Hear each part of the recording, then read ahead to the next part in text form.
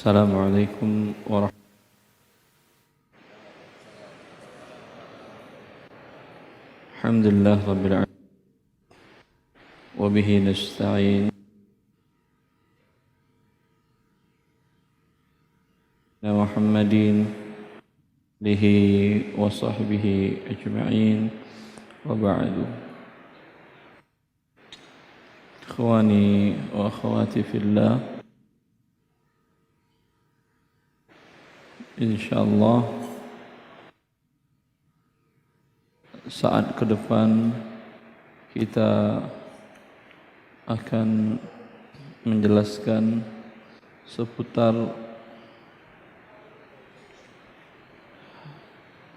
riba di sekitar kita. Bagaimana kita bisa mendeteksi, mengecek bahwa di sekitar kita ada riba? Tentu yang paling penting kita pahami apa itu riba. Kalau dampak atau efek riba semua kita paham. Secara syariat Allah Azza wa Jalla mengharamkannya, dan ini bagian dari dosa besar. Rasulullah SAW mengatakan, ijtanibus sab'al mubiqat, hindarilah 7 hal yang menghancurkan. Setelah menjelaskan 7 hal tersebut, syirik, kemudian berzina, Allah memasukkan dalam 7 hal ini memakan riba. Maka memakan riba bukan suatu hal dosa biasa, tapi dosa yang sangat luar biasa, menghancurkan seseorang dari seluruh sisi kehidupannya, menghancurkan dirinya dari seluruh sisi kehidupannya. Karena itu dosa besar semuanya, semua dosa besar kita ketahui itu diharamkan bukan dalam syariat Islam saja. Seluruh syariat samawi, mulai dari Yahudi, Nasrani juga diharamkan. Syirik diharamkan di Nasrani, dalam Islam juga diharamkan. Membunuh begitu, berzina juga demikian, dan mencuri juga begitu. Berbuat riba, makan riba juga diharamkan. Dari mana kita mengetahui bahwa riba ini diharamkan dalam agama Yahudi? Ada beberapa bukti. Bukti yang paling valid, yang paling kuat adalah firman Allah Azza wa Jalla, di mana Allah mengatakan, "Fabidzulmin minallazina hadu harramna 'alaihim thayyibatin uhillat lahum wa bisaddihim an sabilillah katsira wa akhdhihimur riba wa qad nuhu anhu." Wa akhdhihimur riba, yang awal ayatnya Allah mengatakan karena kezaliman dari orang-orang Yahudi. Apa bentuk kezaliman mereka? Di antaranya wa akhdhihimur riba, mereka mengambil riba, wa qad nuhu anhu, padahal mereka telah dilarang melakukan perbuatan riba.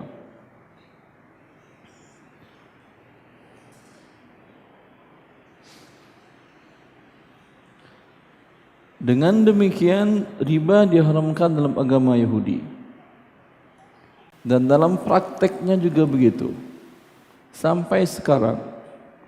Akan tetapi karena kitab Taurat mereka dirubah oleh pendeta mereka, maka terjadi penyimpangan.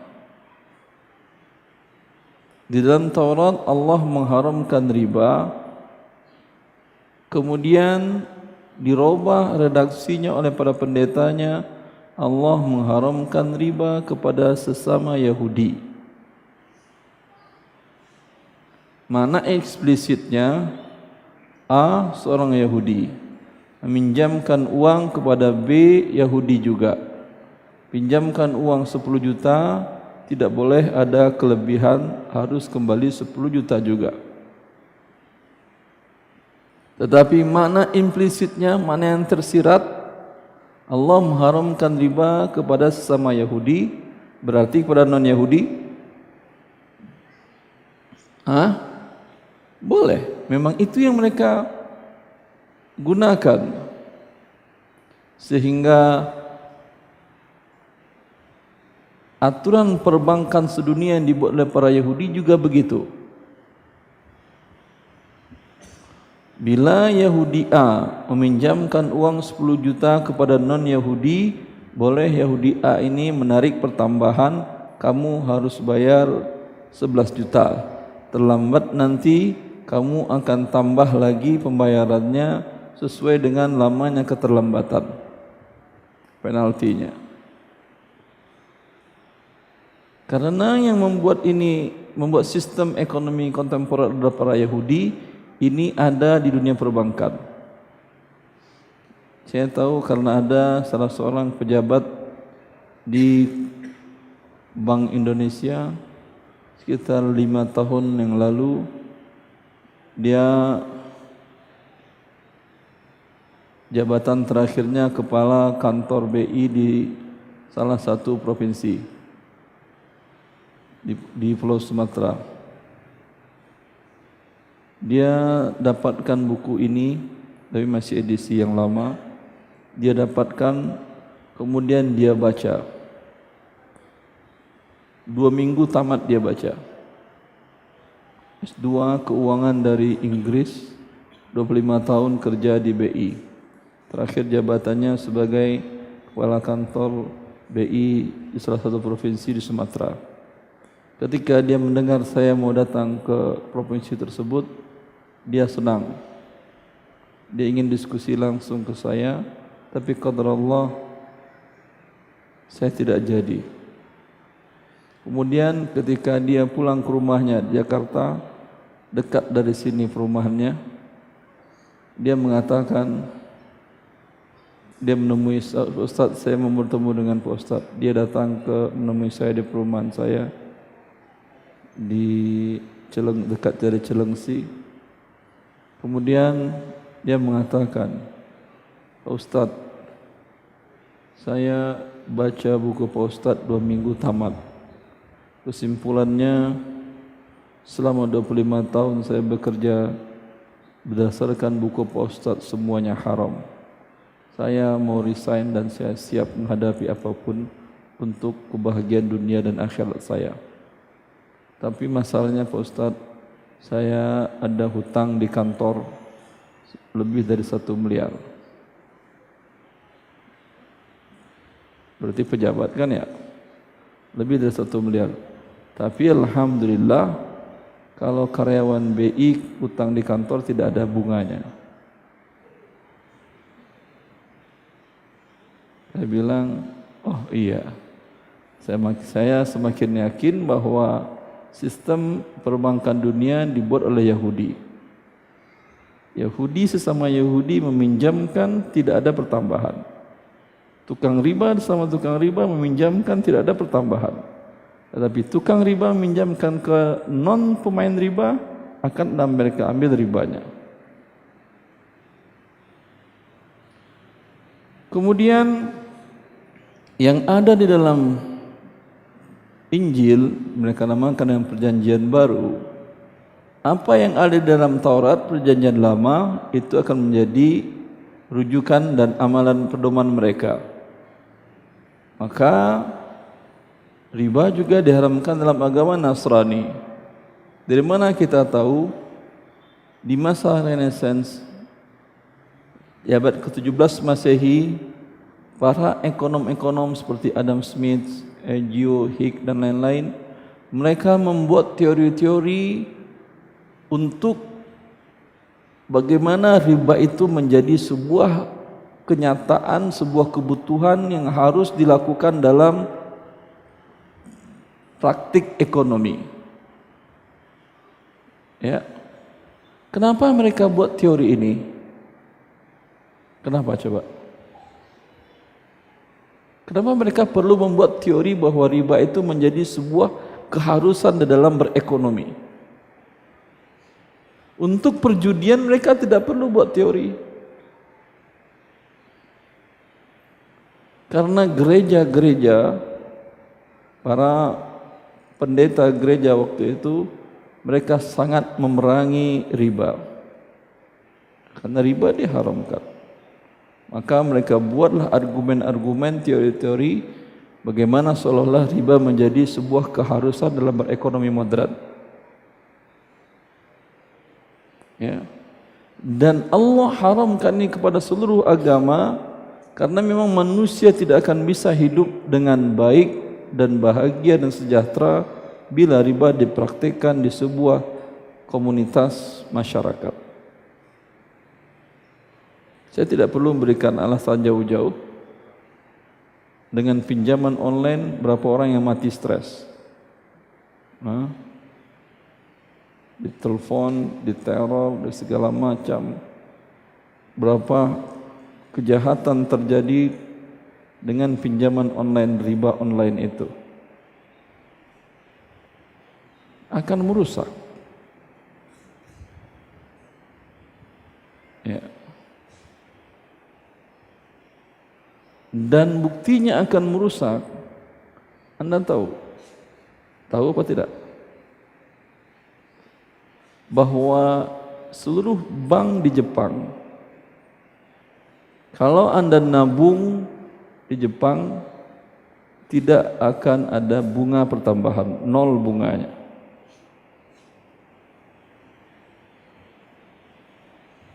Berarti Jepang sudah syariah perbankannya. Mereka tidak butuh syariah Jepang itu, dan mereka pun tidak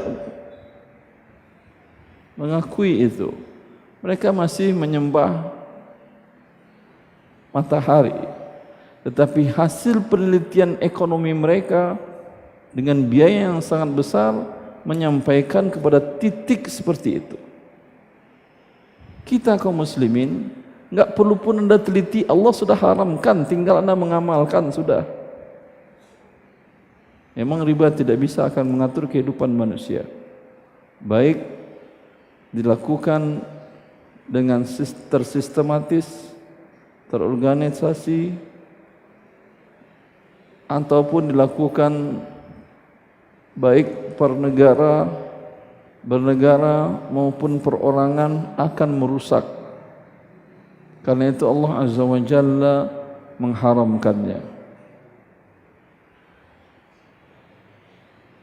Ya. Agar kita tahu apa itu riba dan agar kita menghindarinya karena dampaknya, ya. Saya paling sering menerima WA, SMS dari kaum muslimin. Baru tadi siang saya baca, Ustaz, bagaimana hukumnya suami saya tidak mampu lagi menafkahi saya dan anak-anak karena suami saya bisnisnya terlibat dengan kredit di bank. Sekarang perlahan harta suami saya habis. Nafkah tidak ada lagi kepada kami dan anak-anak. Bukan sekedar habis saja, suami saya dikejar-kejar oleh para debt collector. Sangat tidak nyaman kehidupan kami, Ustaz. Ya. Ini terjadi karena kebanyakan kita tidak mengerti apa itu riba. Atau Anda yakin riba haram, tapi yang Anda pahami riba haram itu mungkin bank konvensional. Anda tidak tahu kemungkinan keseharian Anda, ya, dalam lini kehidupan banyak riba yang dilakukan sehari-hari. Mari saya jelaskan kepada kita semuanya, kita pelajari apa itu bentuk-bentuk riba. Riba jahiliyah yang diharamkan dalam Al-Quran, yang Allah ancam pelakunya dengan perang melawan Allah Azza wa Jal, itu sudah ada di masa jahiliyah. Bentuk-bentuknya sebagaimana dijelaskan oleh Profesor Fiqh Al-Misri di dalam bukunya Jami' Ushulur Riba. Bentuknya diantaranya Bentuk pertama, seseorang memberikan pinjaman 10 keping uang emas selama waktu yang ditentukan dengan syarat nanti dibayar sebanyak 11 keping uang emas. Dia berikan pinjaman 10, dikembalikan nanti dalam waktu tertentu yang disepakati dengan jumlah 11. Ini banyak dalam kehidupan. Semua bank seperti ini kan ya. Kalau Anda butuh permodalan, butuh modal, datang ke bank, mengajukan kredit. Pasti ada pertambahan. Iya atau tidak? Ya. Ini riba, Abu Jahal udah seperti ini. Nggak ada yang baru. Nggak perlu Anda belajar ekonomi, belajar ke Abu Jahal. Ini sudah ada. Ketika Al-Quran turun mengharamkan riba, ini riba yang dilakukan, praktik ini dilakukan oleh Abu Jahal dan kaumnya. Ngapain juga sekolah tinggi-tinggi kalau cuman mempelajari pinjam sekian bayar berlebih, belajar ke Abu Jahal sana sudah. Kemudian bentuk yang kedua, seseorang meminjam 10 keping uang emas. Bila jatuh tempo pelunasan dan ia belum mampu membayar, ia mengatakan, beri saya masa tangguh, nanti piutang Anda akan saya tambah. Anzirni azirka. Dia pinjam 10 keping selama 1 minggu. 1 minggu qadarullah tidak mampu bayar, menurut perkiraan akan ada uang yang didapat, tetapi tidak. Lalu dia mengatakan kepada pemberi pinjaman, beri saya masa tempo lagi, seminggu lagi, saya tambah hutang 10 juta tadi. Ya. Ini juga banyak dilakukan. Ya.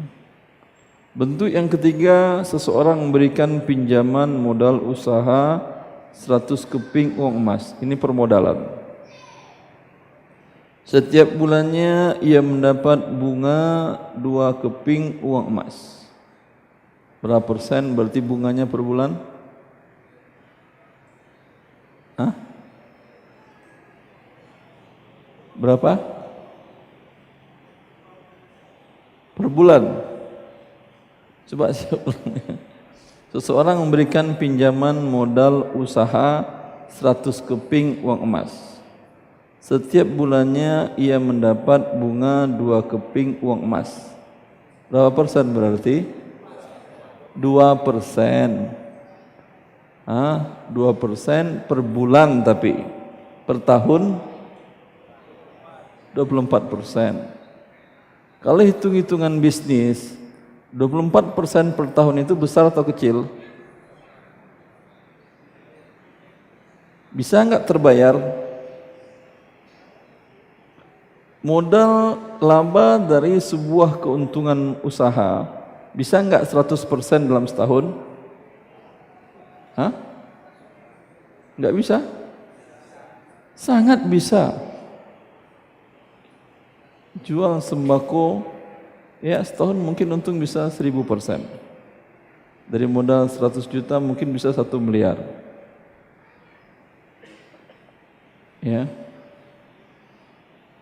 Bila telah sampai masa ditentukan, 2%-nya dapat tiap bulan 2%, 2 keping, sampai waktu ditentukan pinjam berapa lama, umpamanya setahun. Ya. Dia harus kembalikan 100 kepingnya utuh. Jika dia telat melunasi, maka ia harus membayar denda keterlambatan atau penalti yang terkadang rasionya lebih besar daripada bunga bulanan. Tawaran investasi seperti ini sering nggak kepada Anda?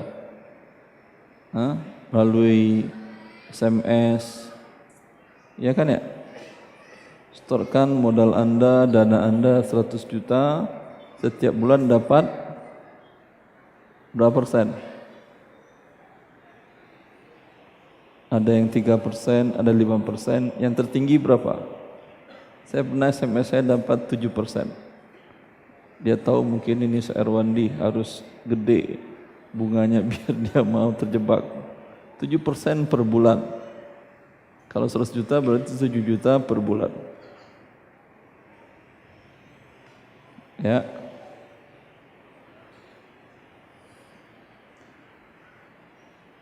Orang yang tahu ini riba, dia pasti akan selamat dari investasi bodong atau ini dikenal dengan sistem Ponzi.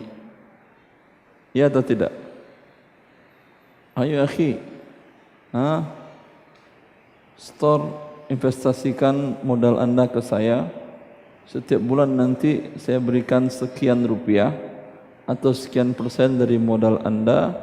Nanti setelah waktu tertentu saya kembalikan penuh.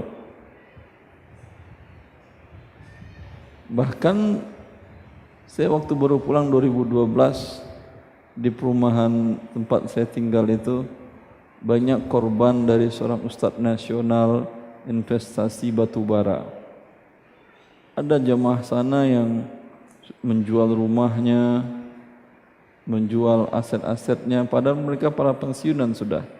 Ingin hidup di akhir masanya tenang, tapi terlibat riba. Ya, yang store di awal-awal iya dapat. Ada yang store 1 miliar dapat per bulannya 50 juta, 50 juta, 50 juta. Tertarik kan yang lain kan ya, jual juga, ngajuin juga. Setelah banyak terkumpul menghilang ustadznya. Enggak tahu ujungnya, entah batu baranya kemana. Ini bukan investasi syariah. Karena kalau investasi syariah tidak ada jaminan modal kembali. Kalau Anda menyerahkan modal uang untuk investasi dan dikatakan dari awal disepakati tidak ada jaminan modal kembali, berani Anda investasi? Kalau tidak berani ya uruslah sendiri uang Anda.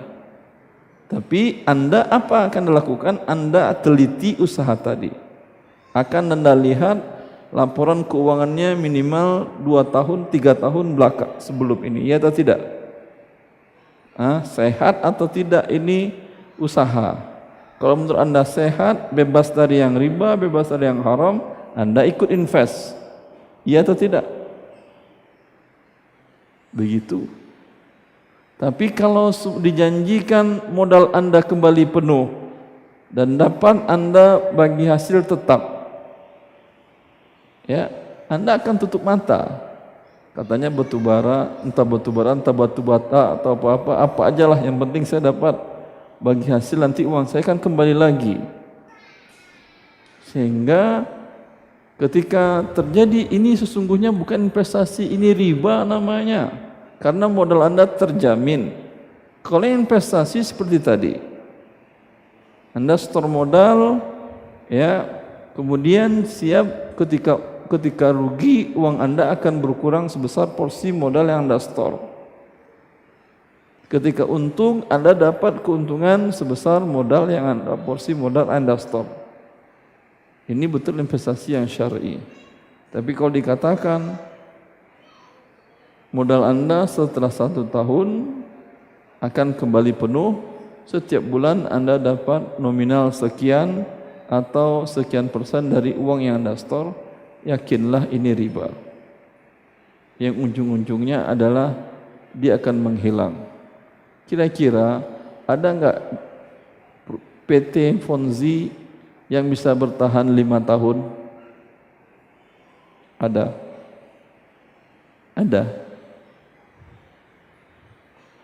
Dulu banyak nama perusahaan investasinya kan ya. Sebulan udah menghilang dia lagi, udah dapat dia untung pergi dia lagi. Tutup perusahaannya, tidak ada lagi tanda-tandanya. Buka lagi di kota lain. Karena ini adalah riba. Allah pasti akan murkainya. Dan ini dari masa jahiliyah sudah dilakukan oleh para Abu Jahal dan kroni-kroninya sudah. Ya. Kemudian bentuk yang terakhir, seseorang membeli barang dengan cara tidak tunai. beli barang atau beli jasa. Jelas? Barang diterima dulu atau jasa diterima dulu, nanti pembayarannya belakangan. Jelas ini?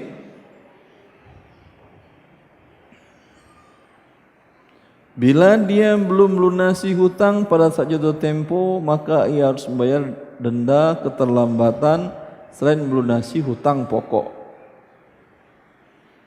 Kalau ini mungkin hampir bisa dikatakan sedikit jamaah yang selamat dari kasus ini. Beli barang atau jasa dengan tidak tunai, kemudian ada persyaratan bila terlambat pelunasan ada pertambahan. Leasing semuanya ada pertambahan atau tidak kalau terlambat? Ada kan ya? Kan jarang orang yang selamat dari leasing motor per hari ini.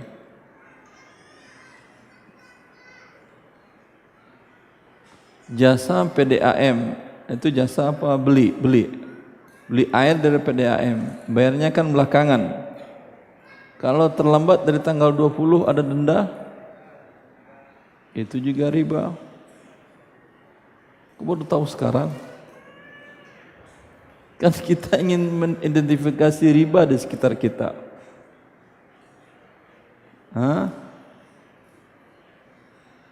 Uang sekolah bagaimana? Kan anak Anda sekolah dulu, bayar belakangan atau bayar di depan? Bayar belakangan kan ya?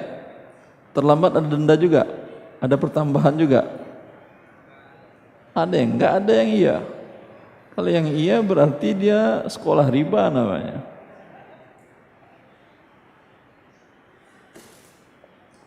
Ya. Ada juga di sebagian komplek perumahan iuran pemeliharaan lingkungan atau IPL. Terlambat ada denda atau tidak? Ini banyak yang ketawa karena banyak korban di sini. Ini juga denda namanya. Anda mendapatkan jasa pelayanan, keamanan, ketertiban, kebersihan lingkungan, bayarnya belakangan dan dikenakan denda bila terlambat. Ini dari masa Abu Jahal sudah seperti ini. Allah turunkan Quran yang mengharamkan perbuatan riba pada Abu Jahal sampai akhir zaman. Dan syaitan akan menghiasinya. Ya. Apa argumen dari syaitan? Kalau tidak begitu, mereka pada tidak disiplin bayar. Iya. Iya atau tidak? Kok setuju untuk pendapat syaitan? Iya. Tidaklah. Coba kita lihat. Listrik pasca bayar yang terlambat akan terkena denda. Riba atau tidak? Anda gunakan dahulu aliran listriknya, nanti dibayar di bulan selanjutnya. Bila terlambat dikenakan pertambahan. Ini riba namanya. Jelas? Yang pasca bayar ada ribanya. Yang prabayar tidak ada ribanya. Terlambat Anda padam. Mana yang lebih disiplin? Yang prabayar, pasca bayar?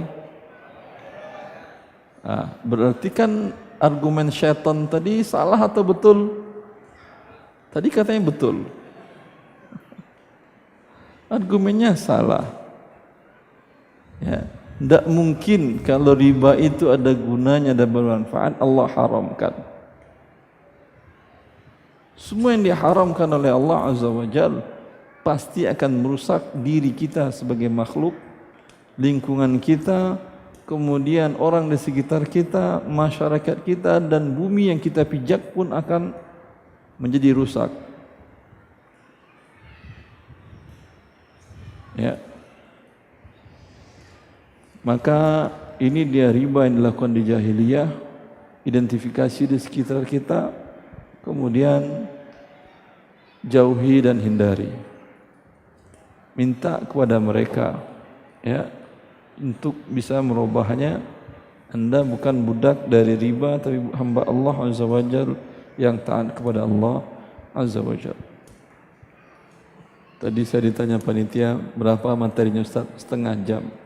Nanti isi saya tanya jawab 1 jam. Ini udah lewat setengah jam. Silahkan yang mau bertanya ke depan mic. Jazakumullah khair, barakallahu fikum Ustaz atas materi yang telah disampaikan. Tafadhol bagi jamaah yang ingin bertanya, silakan langsung ke mic yang di belakang. Langsung ke mic. Ustaz, ya, ada. Ya, ibu-ibu ada buat ibu-ibu. Pak gantian.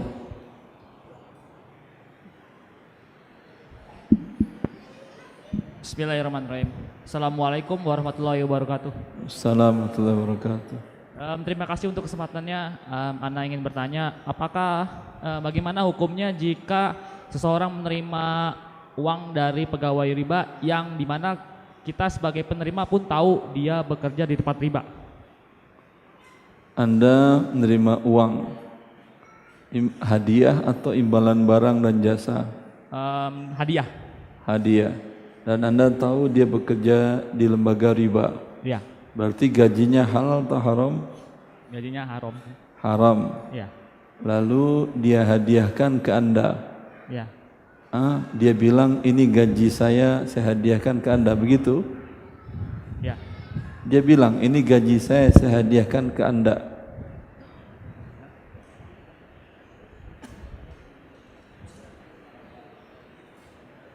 Ngasih aja. Ngasih aja. Kan dia nggak bilang kan? Nggak bilang. Kalau ragu tanyakan, ini dari gaji Bapak atau dari yang lain gitu. Kalau misalkan diterima tapi kalau itu kita nggak nanya gitu, boleh nggak diterima? Karena hukum asalnya kaum muslimin itu tidak berbuat yang haram. Hukum asalnya uang kaum muslimin halal. Ya, maka bila ada orang yang ngasih infak jangan bilang, bapak uangnya kerja di mana? Kalau bapak kerja di bank riba, ini celengan khusus uang riba. Ini celengan yang infak umum. Ya enggak, hukumnya kaum muslimin taat kepada Allah, kecuali Anda yakin ya dia tidak punya penghasilan lain kecuali dari situ. Ini kan enggak ada yang tahu kecuali istri dan anak-anaknya. Jelas? Dengan demikian terima saja. Kalau Anda tidak terima juga tidak ada masalah, kan nolak hadiah orang. Baik, terima kasih Ustaz. Assalamualaikum warahmatullahi wabarakatuh. Assalamualaikum.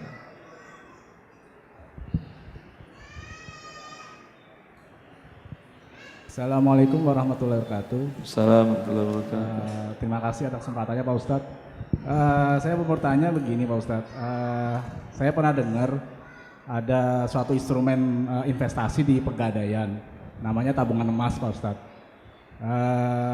Ini mekanismenya yang saya tahu itu pada saat kita nyetor itu bukan dibelikan tapi dikonversi sebagai emas dalam bentuk gram gitu Pak Ustadz. Kemudian nanti Anda ngasih uang yang dicatatkannya emas. Iya betul. Ya, nanti ketika Anda ambil dikasih uang atau emas? Kita bisa jual emas yang dalam gram tersebut, yang di dalam tabungan tersebut. Kalau Anda minta emas bisa? Minta emas bisa Pak Ustadz. Sesuai dengan investasi Anda tadi? Iya, tapi ada biaya untuk membuat tabungan tersebut sebagai emas fisik gitu, ada biayanya Pak Ustadz. Kok ada biaya? Tadi kan emas Anda. Iya, tapi ada biaya untuk membuat emas sebagai fisik gitu. Tadi Anda beli emas, ya. Anda tabungkan. Berarti emasnya ada atau tidak? Bentuk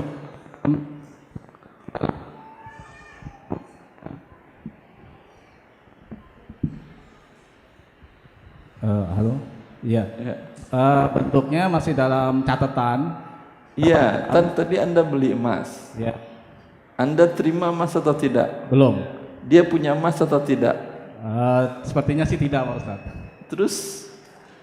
Jadi kalau kita mau Ya, kita harus Berarti Anda investasinya uang nanti diterima berlebih. Iya. nggak berlebih sih Pak Ustadz. Jadi berdasarkan yang ada di buku tersebut,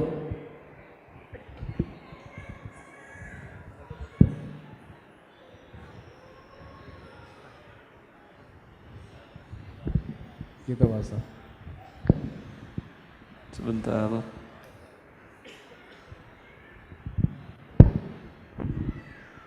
Iya, jadi pada saat kita ingin mencairkan Pak Ustadz, jadi kita bisa menjual dari emas yang dalam tabungan tersebut. Kalau kita minta emas ya pertanyaan saya. Iya, iya. Tidak bisa kan ya? Tidak bisa langsung, tapi harus request, kemudian nanti ada biaya untuk mengambil emas atau Berarti mendapatkan dia fisiknya. tidak punya emas. Tidak, Tidak punya emas. betul. Berarti yang Anda serahkan rupiah, nanti diserahkannya rupiah berlebih. Iya mungkin ya Pak Ustadz. Memang iya, bukan iya mungkin. Iya. Itu hanya akal-akalan saja emas. Oh. Jelas? Tapi kalau kasusnya begini, datang Anda beli ke toko emas. Ya, mana emas Pak? Oh itu. Itu berapa Pak? Yang ini 10 juta, ini 7 juta nak, 10 gram. Ya udah, ini 7 juta Pak, sini buat saya. Anda terima. Ini sudah selesai kan, jual beli halal. Lalu dia bapak tukang emas menawarkan, Bapak mau nabung di saya enggak emasnya, simpanin di saya. Ada biaya administrasi Pak? Oh ya ada lah, namanya nyimpan, kata dia. Kan saya juga butuh beli berangkas segala macam. Memang berangkas saya ada, tapi kan ya Anda nyewa lah. Enggak mahal sih, per bulan umpamanya sekitar 50.000. Ya, kalau emas ukuran 10 gram. Ya. Lalu Anda serahkan. Ketika Anda ambil emas yang itu atau emas yang lain? Emas yang itu. Emas yang itu. Ini boleh. Tapi kalau ketika itu Anda, Pak mana emas saya? Nih, ambil. Saya butuh uang Pak, saya jual ke Bapak. Ya, dikasih uang. Mungkin naik emas pada itu 800.000 ya per gram, berarti naik uang Anda menjadi 80 juta. Ini boleh. Karena syarat tukar emas dengan uang, Rasulullah SAW mengatakan, ya, fa idza ikhtalafat hadhil asnafu fabi'u kaifa syi'tum idza kana yadan biyadin. Bila berbeda jenisnya dan satu ilatnya, seperti menukar emas dengan emas, emas dengan perak. Ya, kata Rasulullah harus tunai, tangan dengan tangan, kasih perak, terima emas. Uang emas dan perak di masa Rasulullah SAW sebagai alat tukar. Alat tukar per hari ini mata uang kartal dengan jenis yang berbeda-beda, ada rupiah, ada real, ada ringgit, ada dolar Singapura dan lain-lain. Maka menukar rupiah dengan emas syaratnya harus tunai. Serahkan rupiah, tidak boleh beranjak dari majelis ini kecuali terima emas. Kalau Anda serahkan rupiah pagi ini, siang Anda ambil emas, terjadi riba. Kalau ini serahkan rupiah, nanti ambil emasnya berapa? Seminggu, 2 minggu, sebulan, 2 bulan. Ini ribanya banyak sekali. Kalau beda menit saja Anda serahkan rupiah sekarang, lalu kebelet Anda, Pak, saya kebelet ke belakang toilet di sana. Anda datang lagi, Alhamdulillah, mana emasnya Pak? Ini sudah riba namanya. Ya, ini apalagi Anda berhari, berbulan, bertahun, sepanjang itu kena riba terus. Dalam kasus kebelet tadi gimana? Batalkan jual beli. Pak, saya ambil, saya pegang uang dulu ya, saya belum jadi beli, pegang uang dulu, saya mau ke toilet dulu, saya nitip uang dulu Pak. Karena kalau jual beli batal, terjadi riba. Setelah dari toilet datang, Alhamdulillah, uang saya masih ada kan sama Pak? Ya. Sekarang saya mau beli emas, tapi sebentar saya cek harga emas sekarang, kata si bapak. Sekarang harga emas naik. Iya, itu nasib Anda. Ya. Jelas? Jelas Pak Ustadz. Maka bentuk investasi yang ditanyakan ini investasi haram. Haram. Satu lagi Pak Ustadz. Kalau Anda praktekkan secara syariah, mau nggak kira-kira pegadaian? Pak, saya mau beli emasnya dulu, nggak ada catat-catat. Ini 7 juta, mana yang 1 gram? Mana 7 juta berapa gram? 10 gram ya? Mana yang 10 gram? Oh, nggak ada. Kalau nggak ada, saya nggak jadi nabung. Nggak ada emas, apa yang mau ditabung? Berarti Anda kan dibohonginnya. Anda serahkan uang, ditulisnya emas. Berarti kan nggak tunai ini. Dia nggak punya emas sama sekali. Kalau ketika Anda, buktinya ketika Anda minta emas, tunggu hari dulu dikenakan biaya cetak. Emang pegadaian cetak emas kerjanya? Hah? Enggak. Terus apa ini cerita panjang ini? Intinya adalah haram. Enggak pun panjang bercerita, sudah tahu kita haram. Maaf tambahan Pak Ustadz, kalau misalkan tadi membeli harus tunai emas dengan tunai gitu Pak Ustadz ya. Nah kalau misalkan dengan sistemnya aja, sistem kirimnya gitu Pak Ustadz. Jadi sistem apanya? Pengiriman barangnya Pak Ustadz. Jadi misalkan kita beli secara online, kemudian barangnya dikirim dengan kurir gitu Jual Pak Ustadz. beli emas online haram, tidak mungkin. Baik Pak Ustadz. Karena saya bilang tadi jangankan online Anda, ke toilet aja riba terjadi sudah. Ini mau online. Mana lama nunggu toilet daripada online datang. Yang bisa online itu tidak riba satu kasus saja. Tapi di Indonesia belum ada ini. Teknologi Indonesia belum ada. Yang ada baru Malaysia, Dubai. Ya, ATM emas. Anda gesek ATM Anda, ya pencet beli emas, keluar emas teng emas. Ini betul online.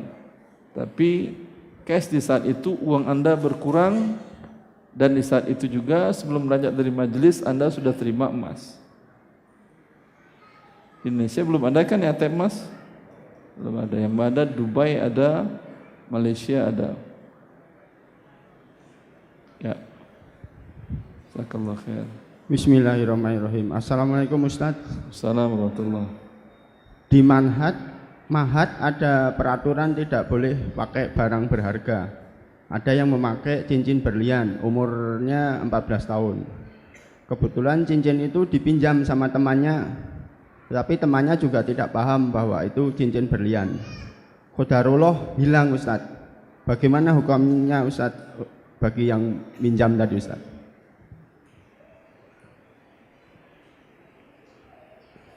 Di Mahat tidak boleh memakai barang berharga. Lalu ada bawa barang berharga cincin berlian. Ya, berarti Mahat lepas tanggung jawab kan ya? Mahat nggak tahu kalau ada yang bawa berlian. Karena Terus itu sekarang yang bertanya siapa ini? Pertanyaannya dari orang tua anak yang kehilangan, iya, betul. atau anak yang menghilangkan? Orang tua yang anaknya menghilangkan cincin itu. Anaknya menghilangkan. Dia tanya ke anaknya yang memang betul dia pinjam. Iya. Mampu gak orang tuanya membayar? Ya, orang tuanya belum pernah punya berlian Ustaz. Artinya untuk beli sendiri sebenarnya juga nggak mampu. Nggak mampu gimana mau bayarnya? Lagian kesalahan anak. Kesalahan anak orang tua ya. Jurhul ajma'i jubarun. Kata Rasulullah SAW, jurhul ajma'i jubarun. Sesuatu yang tidak berakal, maka tindakan pengerusakannya itu tidak bisa diganti kecuali ada sifat kelalaian. Umpamanya qadarullah sapi Anda mau nyembelih sapi kurban, Anda bawa ke rumah, Masya Allah sudah diikat berapi-rapi di depan rumah. Tapi anak-anak senang main-main lepas sapinya. Sapinya ambil mangga bisa ambil mangga sapi. Seruduk motor jatuh. Seruduknya mobil peot. Ya. Apakah yang punya apakah sapi wajib mengganti ini semua? Sapi wajib mengganti enggak? Itu yang dikatakan Rasulullah SAW, jurhul ajma'i jubarun. Kerusakan yang diakibatkan dari sesuatu yang tidak berakal, tidak ada ganti ruginya. Kecuali ada kelalaian dari pihak yang punya sapi tadi. Ya, sapinya dibawa ke rumah dan tidak diikatnya. Ya, karena sapinya menurut dia, sapinya anteng kok, baik sapinya. Tahu lihat anaknya rame-rame nakut-nakutin sapi, sapinya lari. Ya ini ada berarti kelalaian. Ya diganti oleh pemilik sapi kerusakan-kerusakan tadi. Jelas? Sampai di sini kita lihat pesantren sudah melarang. Sudah. Ya, berarti sudah tidak ada kelalaian. Kemudian yang meminjamkan anak ini dipinjamkan ke temannya dan dia mau, tidak maksakan ya anak yang bertanya ini? Tidak maksa. Tidak dimaksa kecuali dirampoknya. Kamu pakai mal-mal, aku aja dah yang cocok. Itu lain kasusnya. Dia dipinjam dong, dipinjamin. Ya, maka tidak ada kewajiban mengganti. Tapi kalau mau bayar juga sedekah namanya. Paham Ustaz, terima kasih. Paham, Allah barik. Ini ada lagi Ustaz. Assalamualaikum. Saya bekerja di konsultan pajak sebagai admin. Saya pernah mendengar kalau bekerja di kantor pajak itu hukumnya haram. Semua ibadah, umroh, haji, sedekah dan lain-lain tertolak. Mohon penjelasan Ustaz. Syukron. Ini di kantor konsultan pajak atau di kantor pajak dia bertanya? Di konsultan pajak sebagai admin.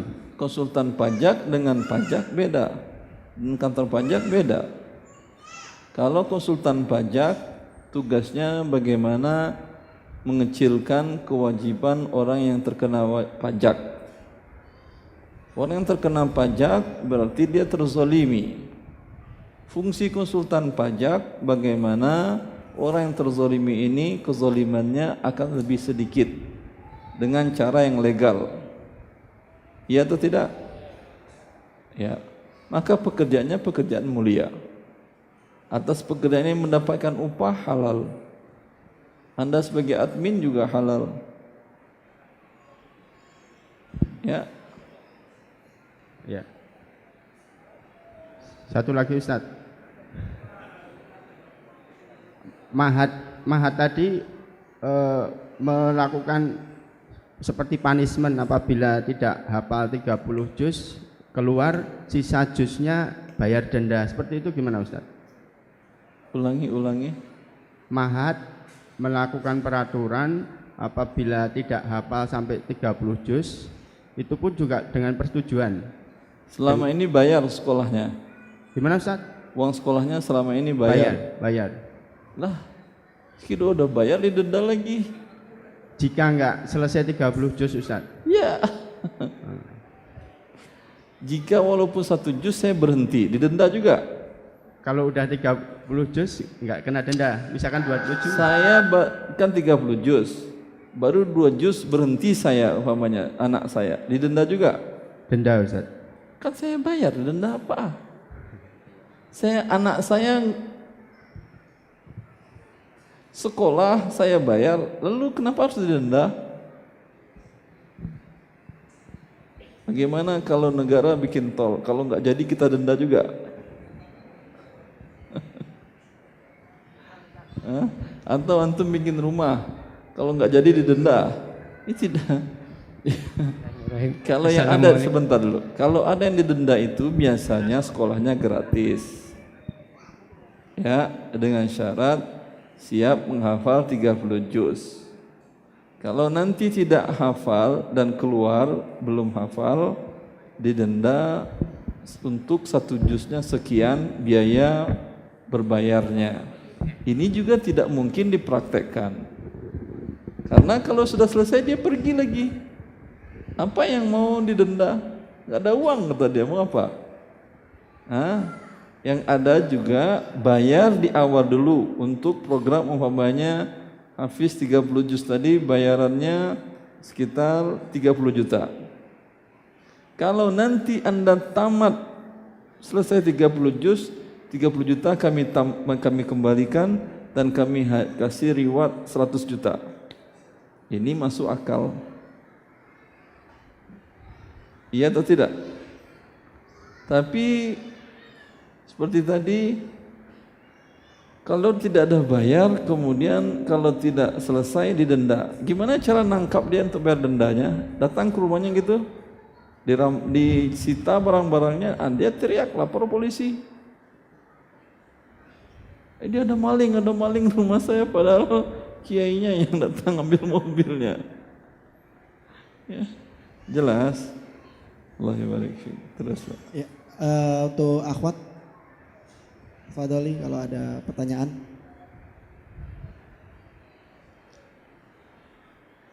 Sudah ada mic yang disediakan di akhwat.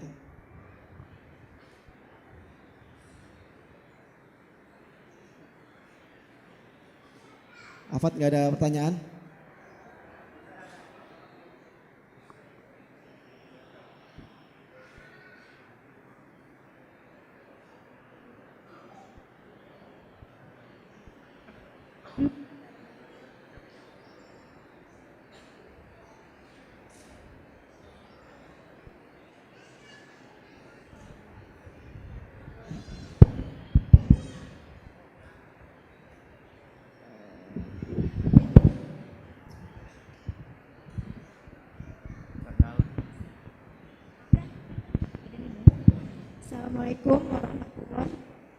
Assalamualaikum warahmatullahi wabarakatuh.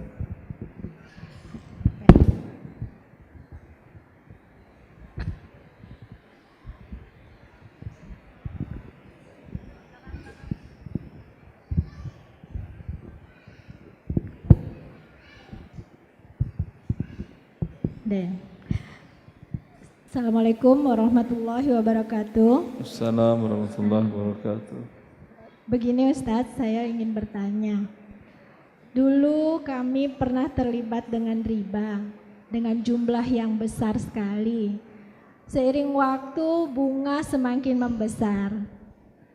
Ketika kami punya uang, kami temui pegawai bank dan negosiasi untuk melunasi hutang-hutang kami. Mau melunasi hutang-hutang kami yang sudah kami pinjam. Kurang jelas Bu, mau melunasi sisa hutang? Ya, mau melunasi pinjaman dengan bunga-bunganya. Dengan? Bunga bank. Kami nego dengan pegawainya, minta diskon atas bunganya. Ya. Kemudian pegawainya sudah oke. Tapi setelah 2 bulan kemudian bunga yang didiskon itu ada tagihan lagi, datang lagi ke kami ada tagihan atas bunganya dengan alasan pusat tidak menyetujui. Sementara bunga itu jumlahnya hampir 12 juta yang didiskon. Sementara saat ini untuk uang itu belum ada dan suami saya kekeh tidak mau bayarnya. Itu bagaimana hukumnya ya Ustadz? Terima kasih. Assalamualaikum warahmatullahi wabarakatuh. Bunga itu yang riba. Pokok hutang wajib dibayar. Pinjam uang umpamanya 100 juta, bunganya sudah sampai 60 juta, berarti 160 yang harus dibayar. Wajiban secara syariat hanya 100 juta saja. Bunga yang 60 juta, kalau Anda bayar, Anda berdosa. Karena itu yang riba. Anda pemberi makan riba, dikutuk oleh Allah Azza wa Jalla. Cuman pihak bank konvensional itu memang mereka tidak bisa menghapuskan bunga kalau Anda bayarnya masih nyicil. Tapi kalau Anda minta, Anda jual aset yang ada umpamanya, alhamdulillah terjual, kemudian Anda katakan saya mau lunasi tapi hanya 100 juta saja saya bayar cash sekarang. Itu biasanya bank-bank tadi mereka mau. Dan setelah itu Anda tidak ada kewajiban lagi kepada mereka. Tapi kalau nyicil mereka pun tidak mau. Dan secara syariat memang ini yang harus Anda lakukan. Ketika Anda berhutang riba, berarti Anda berbuat dosa besar. Cara bertobatnya bagaimana? Kata Allah, "Faman ja'ahu mau'izatun min rabbih fantaha." Siapa yang datang kepadanya peringatan bahwa Allah telah mengharamkan riba, lalu dia berhenti. Apa arti berhenti itu? Tentu dibayar pokok hutangnya. Karena kalau tidak ribanya sebelum Anda bayar, pokoknya ribanya masih terus berjalan. Ya. Jelas Ibu? Maka mintalah. Lalu dari mana bayarnya Ustaz? Ini bukan urusan saya. Ini urusan Allah. Yang memberi rezeki kita, saya dan Anda dan semua makhluk yang ada di bumi ini Allah. Anda tidak pernah memberi rezeki, saya pun tidak pernah memberi rezeki. Innallaha huwar razzaqu dzul quwwatil matin. Dialah Allah yang Maha Pemberi rezeki. Maka minta kepada Maha Kaya, pemilik langit dan bumi. Ya, Ustaz, dengan berdoa aja lunas hutang kita Ustaz. Kalau Anda tidak yakin, tidak bakal dapat.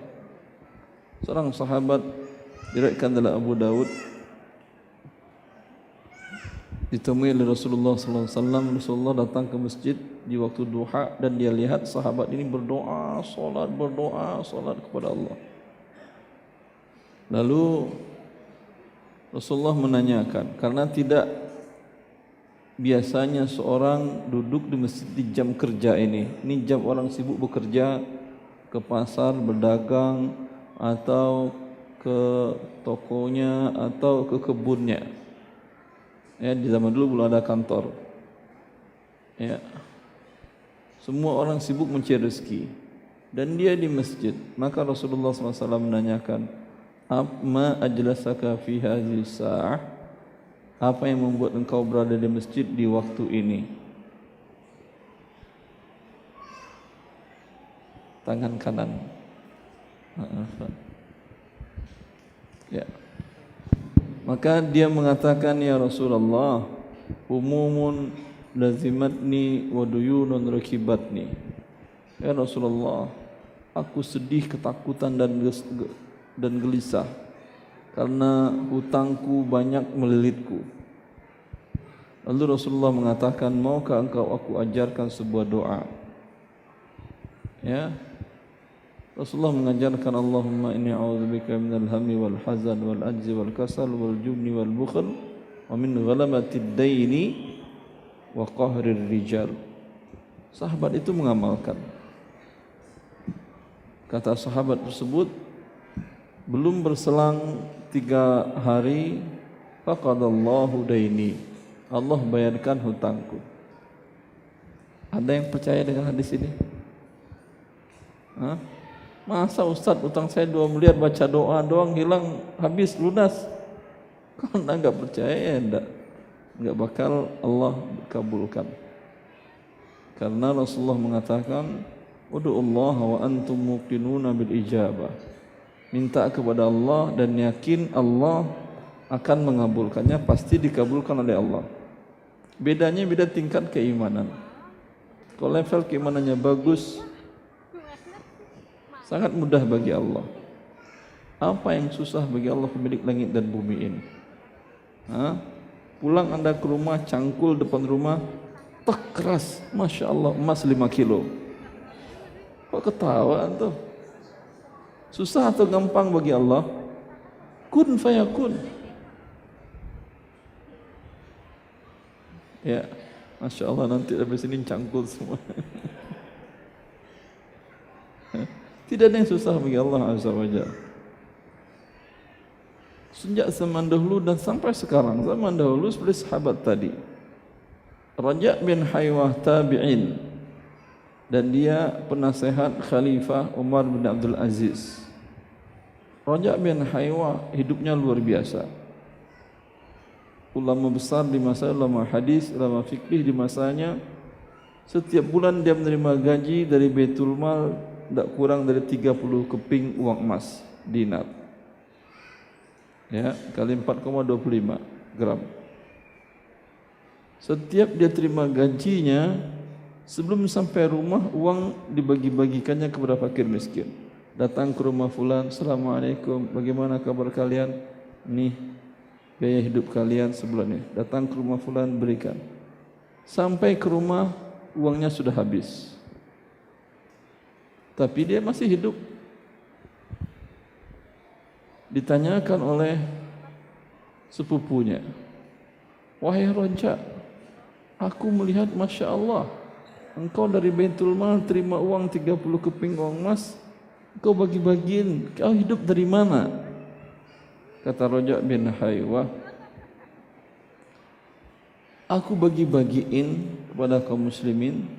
Aku pulang masuk rumahku, di bawah bantalku akan aku temukan uang emas sebanyak itu, tidak berkurang, tidak berlebih, 30 keping. Kata sepupunya, saya mau amalkan juga, ini amalan bagus. Baru sepupunya dapat uang dari gajinya, dari jaga, dari dagang segala macam, dibagi-bagiin. Pulang dia ke rumahnya, dicari bawah bantal, enggak ada. Di bawah tempat tidur, enggak ada. Di bawah lemari semua dicari, enggak ada. Datang lagi dia ke Raja', wahai Raja', kau kerjain aku ya? Kenapa tadi? Saya lakukan seperti yang kau lakukan, berarti kau bohong. Enggak ada saya temukan di bawah bantal, di bawah kursi, di bawah tempat tidur, dalam lemari, enggak ada. Kata Raja', amaltullaha bil yaqin wa anta tu'amilullaha bitajrubah. Saya bertransaksi dengan Allah, bermuamalat dengan Allah, saya yakin Allah menggantinya. Bukankah Allah mengatakan dalam Quran, wa ma anfaqtum min syai'in fahuwa yukhlifuh, sesuatu yang kalian infakkan pasti diganti oleh Allah. Saya yakin, maka Allah ganti. Dan bukankah Rasulullah mengatakan, ma naqasat sadaqatun min mal, harta tidak akan berkurang dengan disedekahkan. Saya sedekahkan semua, tidak ada berkurang. Saya yakin Allah kasihkan. Wa anta tu'amilullaha bitajrubah, tapi engkau bertransaksi, bermuamalah dengan Allah coba-coba. Berarti engkau anggap Allah dan Rasulnya bohong. Coba, kalau iya nanti iya, berarti anda anggap Allah dan Rasulnya bohong. Ya. Dan masa sekarang pernah kejadian ini menimpa saya, bukan menimpa, pernah terjadi pada diri saya sendiri. Saya ada komunitas dengan teman-teman di daerah kota wisata, membuat konsultan syariah, ada di sana pelatihan-pelatihan akad syariah juga. Di waktu itu di awal pengantar saya katakan, bertransaksilah dengan Allah dengan yakin Allah akan memberikan apa janji Allah. Saya sampaikan doa tadi, doa yang diajarkan Nabi kepada sahabatnya. Paham?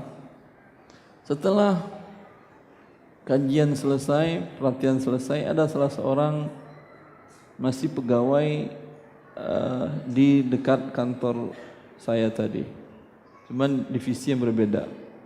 Dia mengatakan, Ustaz, bisa tolong tuliskan doanya? Ya, saya tuliskan doanya, dihafalnya. Ya, tanpa saya duga dan saya pun sudah lupa. Berapa saat setelah itu saya tanya kepada dia. Saya katakan ini bagian membantu sosial kaum muslimin yang punya hutang, terlilit hutang, yang hutang untuk kebutuhan pokok, sekolah anak. Ya, kebetulan dia mengatakan, antum bagaimana akhi, kata saya. Iya Ustaz, betul, anak ada hutang sebanyak 9 juta, uang pangkal sekolah anak pesantren belum terbayar. Langsung dibayarkan oleh pihak divisi sosial tadi, minta alamat sekolahnya, dibayarkan hutangnya 9 juta. Lalu dia berkata kepada saya, Masya Allah, doa tadi betul makbul Ustaz. Doa yang Ustaz ajarkan saya amalkan. Subhanallah. Saya baru sadar saya, oh Masya Allah, antum minta kemarin itu diamalkan berarti ya? Iya Ustaz. Ya, saya yakin alhamdulillah Allah berikan. Jelas? Jelas tadi Ibu, minta kepada Allah. Allah Maha Kaya. Anda minta tontonan emas pun gak akan berkurang kerajaan Allah. Ya. Bukankah Allah mengatakan, Ya ibadi law kana awwalakum wa akhirakum wa insakum wa jinnatum kanu ala atqa qalbi rajulin minkum la yanqusu zalika min mulki syai'a. Wahai hamba-hambaku, jikalau kalian seluruhnya, manusia dan jin, dari awal kuciptakan sampai yang terakhir, kemudian mereka berada dalam takwa yang setakwa-takwanya, tidak akan bertambah kerajaanku. Dan begitu juga sebaliknya. Allah Maha Kaya. Andai semua kita diberikan oleh Allah Azza wa Jalla kekayaan orang yang paling kaya di bumi ini, semuanya dapat, tidak akan berkurang kekayaan Allah Azza wa Jalla. Ya, mintalah ke yang Maha Kaya. Silahkan yang lain. Ya, silakan Afat lagi. Ada pertanyaan? Afat dulu ya Pak. Satu lagi Afat, silakan. Satu lagi Pak. Bapak mau ngamalkan doa tadi. Silakan Ibu. Bismillahirrahmanirrahim. Assalamualaikum warahmatullahi wabarakatuh. Assalamualaikum warahmatullahi wabarakatuh. Ustadz Ahwan mau bertanya tentang arisan. Tentang Arisan. arisan. Ya. Bagaimana hukum arisan dan jika itu sudah terlaksana atau akan mau dilaksanakan bagaimana? Jika sudah apa? Jika sudah dilaksanakan. Dilaksanakan. Iya. Apakah yang harus dilakukan untuk memperbaikinya supaya sesuai dengan syariat? Ya. Arisannya uang Ibu. Iya Ustadz, uang. Yang diberikan dengan yang diterima tidak ada bedanya. Tidak ada. Sama nominalnya. Sama. Tidak ada keharusan bagi yang dapat menanggung makan yang lainnya. Tidak ada. Kalau ada bagaimana Ustadz? Kalau ada di sini ribanya. Kan akad arisan itu pinjam meminjam. Yang dapat ya berarti dia meminjam kepada yang belum dapat. Ya, tega Anda orang minjam kemudian traktir makan. Dia kamu yang berapa? Saya butuh mensekolahin anak saya, butuh 10 juta. Boleh, tapi makan siang kamu bayarin ya. Ya, udah dia pinjam uang, Anda minta makan gratis sama dia. Ya. Jelas? Kalau buat arisan, jangan buat seperti itu. Buat yang jadwal makan tidak ada hubungan dengan yang dapat. Kalau bisa, buatkan iuran untuk konsumsi di luar uang arisan, sehingga tidak ada hubungannya dengan hutang piutang tadi. Jelas Ibu? Ya Ustadz.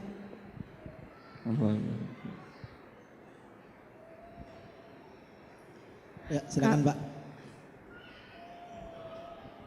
Silakan Pak Dul. Silakan Pak. Alhamdulillah. Assalamualaikum Pak Ustadz. Mohon tanya,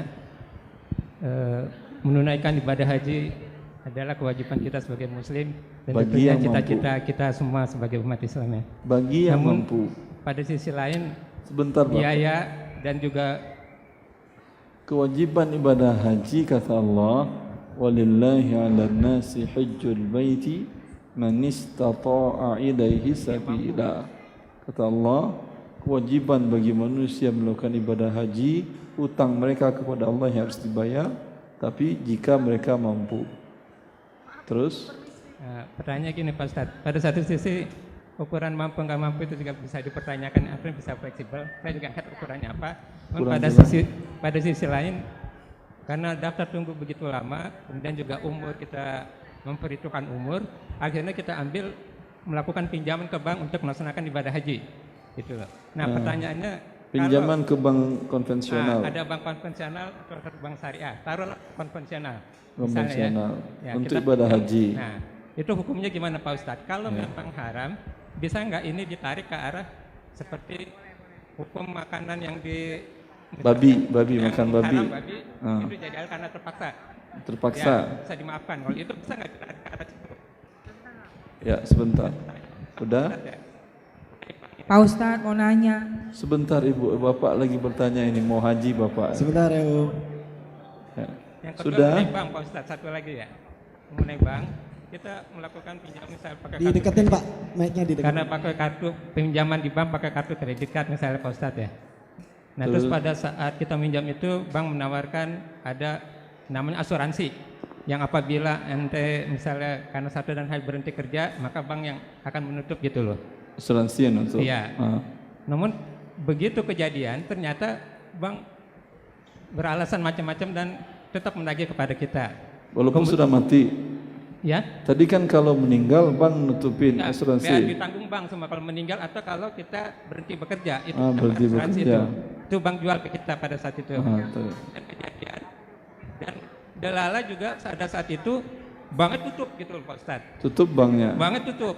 Nah, pertanyaan saya, apakah kita masih wajib harus bayar? Pertama, kita nggak mau bayar karena bank ini telah menipu, kita telah bayar sebenarnya dengan asuransi itu. Kedua, kalau memang kita harus bayar, apakah kita harus bayar ke fasilitas umum? Tapi menurut saya kayaknya nggak logis gitu. Kita udah bayar sebenarnya, kita merasa gitu Pak Ustadz. Ya, cukup. Demikian, Pak Ustadz. Ya. Yang pertama ingin berangkat haji sekarang juga, tahun ini juga. Tapi tidak punya uang kalau yang berangkat tahun ini karena bayarannya mahal, 300 juta umpamanya. Kalau mau nunggu lagi nanti khawatir mati duluan. Ya. Bolehkah pinjam uang ke bank? Yang jelas bank syariah nggak ada pinjam uang untuk pergi haji. Ke bank konvensional untuk haji karena darurat seperti makan babi gitu. Artinya kalau darurat makan babi itu kalau dia nggak makan babi dia mati. Anda kalau nggak haji mati nggak? Artinya Ustaz, saya kalau nggak haji tahun ini saya mati lagi nih kata. Ya udah daripada mati jangan mati. Lakukanlah riba sama dengan makan babi itu. Ya. Tapi kalau tidak mati, ini baru Anda pinjam uang dengan cara riba sudah dapat dosa besar. Jangan-jangan Anda mati karena pinjam uang ini. Mati dalam keadaan berbuat riba. Karena Allah mengancam pelaku berbuat riba ini dengan perang. Allah perang lawan manusia, pasti hancur manusia. Fa'dhanu biharbin minallahi wa rasulih. Jika kalian tidak berhenti dari berbuat riba, maka kalian berarti mengumumkan perang melawan Allah Azza wa Jalla. Allahu Akbar, Allah Maha Besar. Tahu kita berapa besarnya Allah. Allah gambarkan bagaimana kebesarannya Allah dalam Al-Quran. Wa ma qadarullaha haqqa qadrih wal ardu jami'an qabdatuhu yawmal qiyamah was samawati matwiyatun biyaminih subhanahu wa ta'ala amma yusyrikun. Orang-orang yang mendurhakai mensyirikkan Allah, mereka kata Allah tidak menghargai Allah. Padahal bumi, tahu kan bumi ini miliaran manusia di atasnya, miliaran meter kubik air di atasnya, jutaan ton pasir di atas bebatuan gunung dan seluruh makhluk di atasnya. Wal ardu jami'an qabdatuhu yawmal qiyamah. Di hari kiamat bumi itu kata Allah dalam qabdah Allah. Qabdah bahasa Arab itu ini, qabdah. Hadhi qabdati. Ini qabdah genggaman. Allah mengatakan bumi dalam genggaman Allah di hari kiamat. Kalau kita katakan bumi kertas dalam genggaman Erwandi dalam qabdati, ini artinya Siapa yang Anda lawan? Ini berperang. Was-samawat matwiyatun biyamin. Langit yang sampai sekarang tidak tahu orang pangkal dan ujungnya akan dilipat Allah. Biyaminihi. Dalam bahasa Arab kalau yamin ini tangan kanan, ini yasar. Akan dilipat Allah dengan yaminnya. Lalu Anda perang melawan Allah, berbuat riba. Tujuannya tadi pengen taat kepada Allah, melakukan ibadah haji, tapi dengan dosa besar dilakukan. Andai uang riba ini Anda bawa ibadah haji, Rasulullah sudah mengatakan dalam hadis riwayat Imam Ahmad yang dihasankan oleh banyak para ulama, "Idza wada'a rijlaihi fil gharzi." Orang ini ketika meletakkan kakinya di atas kendaraannya ingin berangkat haji dan dia berucap, "Labbaik Allahumma labbaik, labbaik la syarika laka labbaik." Ya Allah, aku sambut panggilanmu ya Allah. Ya Allah, tidak ada kesyirikan dalam menyambut panggilanmu ya Allah. Allah mengutus malaikatnya menjawab talbiyah Anda, la labbaik wa la sa'daik. Tidak, engkau datang bukan menyambut panggilanku dan engkau tidak akan dapatkan kebahagiaan. Fa inna zadaka haram wa malaka haram wa hajjuka ma'zurun ghairu mabrur. Engkau bukan datang menyambut panggilanku, kata Allah. Harta yang kau bawa harta yang haram, perbekalan yang kau bawa perbekalan yang haram, hajimu tertolak, tidak akan diterima. Untung atau rugi? Rugi, puncak kerugian. Yang kedua tadi apa tadi?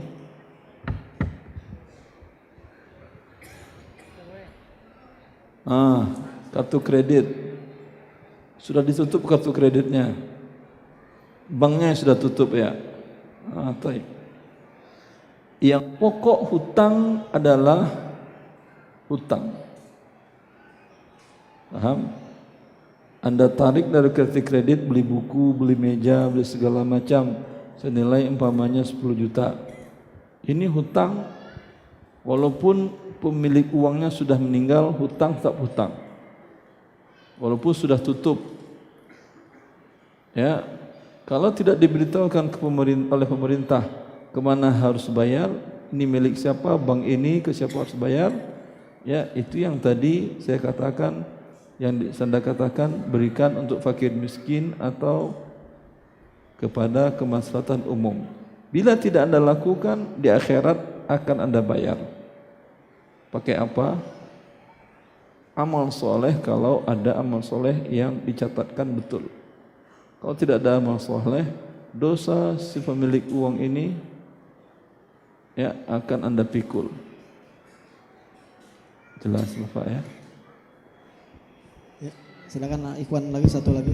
Assalamualaikum warahmatullahi wabarakatuh. Sebentar, Ahwat ya, Ikhwan dulu satu lagi ya. Assalamualaikum Pak Ustadz. Saya mau bertanya, saya pelaku usaha di bidang alat kesehatan. Usaha yang saya lakukan, pertama saya ngambil barang bukan dari sesama muslim. Kedua, ngambil barang untuk saya jual. Enggak marah dia? Beli maksudnya dong. Beli. Yang kedua, saya jualnya melalui 2 tahapan. Tahapan yang pertama saya ke user atau dokter. Apa? Ke dokter? Ke dokter, tetapi melalui rumah sakit. Sehingga harga yang saya keluarkan, diskonnya terkadang ada 2. Diskon tersebut maksudnya Anda jualnya ke rumah sakit atau ke dokter? Jual belinya dengan rumah sakit, tetapi dengan melalui nego dengan dokter. Dokternya yang ngomong ke rumah sakit gitu? Enggak juga. Jadi terus saya apa nego ke rumah sakit ke dokter? Contohnya gini Pak Ustadz. Pak Ustadz dokter spesialis. Contohnya dokter spesialis. Saya menawarkan produk saya ke dokter. Dan dokter, oke, saya mau gunakan produk Anda. Lalu silahkan Mas menghubungi rumah sakit biar barangnya bisa dipakai. Ya kan itu saya bilang tadi. Teruslah. Iya. Terus saya hubungan jual belinya dengan rumah sakit. Tapi misalkan rumah sakit meminta diskon ke saya berikan diskon 5% contohnya. Total diskon yang saya anggarkan misalkan 30%. User pun sama. User itu siapa? Dokter. Anda kasih fee? Dokternya saya dapat diskon tidak. Apa? Anda kasih uang dia? Iya, jadi ada dari 30% yang saya anggarkan untuk diskon, 5% saya berikan ke rumah sakit, 25%-nya saya berikan ke dokter. Dokter. Rumah sakitnya tahu? Rumah sakit tidak tahu. Rumah sakit pemerintahan apa swasta? Dua-duanya begitu. Ini sebaiknya jangan lanjutkan. Kalau ada KPK nanti di sini Anda langsung dibawanya. Nggak bisa ngaji lagi ini. Ya, ini haram. Ini haram. Rishwah namanya. Tapi kalau bahasa KPK-nya gratifikasi. Kalau bahasa syariatnya rishwah. Ancamannya dari Rasulullah berat. Pemberi dan penerimanya dalam neraka. Anda kan nggak mau, kan mau jualan kan, mau dapat rezeki, mau beribadah kepada Allah kan ya. Maka jangan lakukan.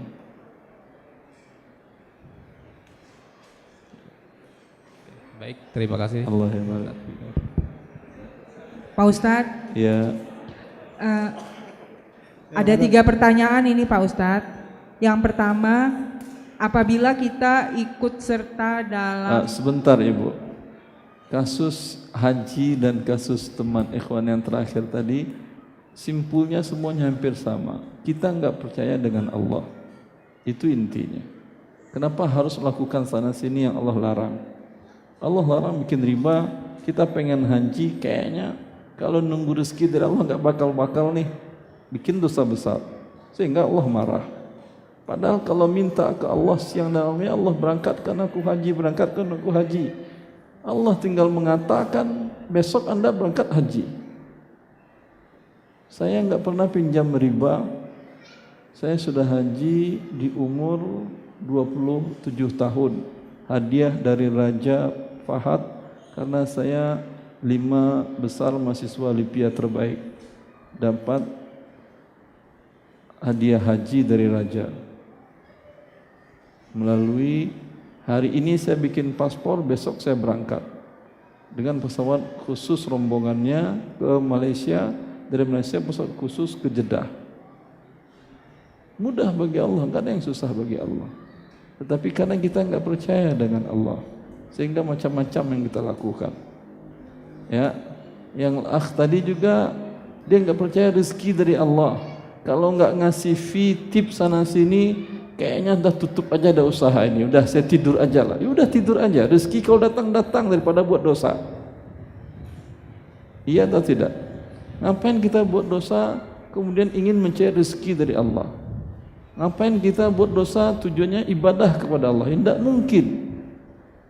Anak kecil saja dengan fitrahnya ngerti bagaimana kepada orang tuanya. Anda punya anak 4 atau 5 tahun. Kalau dia ada mau biasanya ngapain dia? Diambilnya ini, dipukulnya ke bapaknya, Pak kasih saya uang, saya mau jajan, gitu. Hah? Pasti enggak, dipijit bapaknya, dekat-dekat ke bapaknya. Begitu kan ya? Fitrah anak kecil tahu. Anda mau dapat rezeki dari Allah tapi bikin dosa. Pengen dapat ibadah kepada Allah, bikin dosa. Kalah kita dengan fitrah anak-anak berarti. Silakan Ibu. Assalamualaikum warahmatullahi wabarakatuh. Assalamualaikum warahmatullahi wabarakatuh. Ada 3 pertanyaan Pak Ustadz, termasuk titipan karena kami di sini antri untuk bertanya. Yang pertama, pertanyaan dari saya, apabila kita ikut suatu penawaran dari perusahaan yang menawarkan paket liburan, dia menawarkan ini ada kami menjual paket liburan. Paket apa Ibu? Paket liburan Pak Ustadz. Liburan, holiday. Seperti jalan-jalan gitu Pak Ustadz. Kemana Ibu? Ya. Kemana? Ya, kemana aja Pak Ustadz? Kemana aja, subhanallah. Iya Pak Ustadz, termasuk di paket liburan. Sebentar, suami istri atau? Oh iya dong Pak Ustadz, keluarga. Keluarga. Ya, paket keluarga. Ke negara kafir, negara muslim? Ya, ada, kita mungkin insya Allah ke negara muslim juga ya Pak Ustadz. Pergi haji umrah? Di luar itu Pak Ustadz. Liburan. Sebentar. Karena kita diperintahkan oleh Allah untuk hijrah dari daerah kafir ke negara muslim. Iya atau tidak? Bahkan Allah mengancam orang-orang yang tidak hijrah dari Mekah ke Madinah, negara kafir ke negara yang sudah Islam, Allah ancam dengan azab. Sekarang Anda mau hijrah dari negara daerah Anda muslim ke negara kafir. Mau pengen dapat azab apa? Indah Ustaz, indah. Indah itu dalam ketaatan kepada Allah, bukan dalam murka kepada Allah. Di negeri Anda banyak, negara muslim banyak yang indah, banyak yang berguna, banyak yang tadabbur, banyak segala macam. Ya, banyak teman-teman yang di negara yang dahulunya subhanallah dekat kepada Allah, ya, ketika kuliah belajar ke negara kafir, pulangnya subhanallah di negara kafir kemana-mana disuguhin khamar, arak, jarang air putih, ya, maka udah terbiasa begini minum arak. Biasa kok, kata dia. Di negara kafir biasa jalan dengan istri orang, dia jalan di sini sama istri orang, dipukul ente sama suaminya di sini, diteriakin curi istrinya, ya. Kenapa? Karena adat istiadat setempat itu mempengaruhi pasti. Oleh karena itu Allah menyuruh orang-orang beriman hijrah dari negara musyrik ke negara muslim. Ini penting. Belum lagi dari sisi ekonomi dan sisi segala macamnya, kerusakan keimanan Anda lebih besar daripada manfaat yang didapatkan. Terus Ibu, paket liburan ke negara muslim. Ya, amin. Pak Ustadz, yang ingin saya tanyakan, karena qadarullah kami sudah bergabung dengan paket liburan itu. Antara lain dia menjual paket menawarkan penyedia jasa hotel apabila kami menginap di hotel dimanapun yang kami ingin menginap. Nah, sistem pembelian paket dari mereka itu dengan poin. Jadi misalnya sejumlah rupiah sama dengan sekian poin. Jadi pemakaian yang kami pakai itu dipotong poin-poin. Yang ingin saya tanyakan, poin apa? Dengan bentuk nominal gitu Pak Ustadz. Anda bayar rupiah kepada atau bayar poin? Dinilai dengan poin pemakaiannya. Iya Pak Ustadz. Anda berikan kepada dia rupiah? Iya. Tapi dihitungnya poin? Poin. Yang saya bilanglah saya bayar rupiah, nggak bayar poin saya. Kalau poin itu kan poin titik, kasih titik ya, kasih titiknya. Berapa aku mau? 1.000 saya bikinin. Artinya begini Pak Ustadz, misalnya katakanlah kita beli paket itu 1 juta rupiah. Terus? Nah, dinilai 1 juta rupiah itu adalah 50 poin, gitu terus. Pak Ustadz. Karena dinilai 1 rupiah mungkin untuk 1 poin terus. Berapa rupiah ya? Yang ingin saya tanyakan itu hukumnya apa yang transaksi seperti itu? Semua yang Anda beli jelas atau tidak? Tiket pulang pergi, menginap, makan siang, segala macam. Itu jelas atau tidak? Jelas, artinya jelas. Dia menyediakan itu sejauh ini yang kami pernah pakai, alhamdulillah jelas. Tapi nilai-nilai poinnya hanya dari pihak dia Pak Ustadz, kami nggak tahu. Terserah dia lah, yang penting jelas yang Anda beli, mau dibilangnya poin, mau dibilangnya apa, koma, titik 2, pangkat 1, terserah dia lah. Cuma pernah saya tanyakan itu perbandingan poinnya bagaimana, saya hitung-hitung dengan nilai nominal, lebih memang dia mengambil keuntungan itu Pak Ustadz. Ya dia namanya orang dagang untuk ngambil keuntungan. Iya.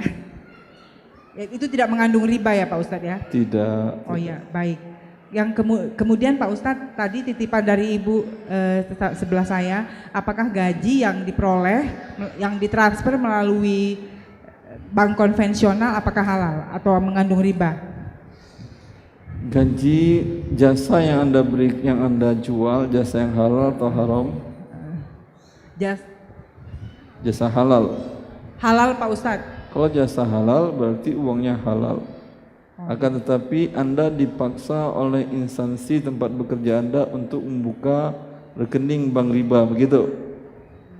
Iya Pak Ustadz, iya. Sekarang sudah ada peraturan Kementerian Keuangan kalau tidak salah, bahwa kalau pegawai instansi pemerintahan dia berhak membuka rekening gajinya di bank syariah.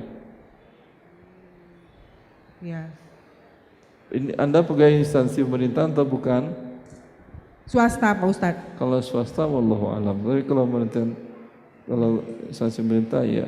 Kalau swasta, kalau dipaksanya Anda ya udah buka rekening riba. Minta kepada bank riba tadi nolkan bunganya. Saya tidak mau bunga. Bisa atau tidak?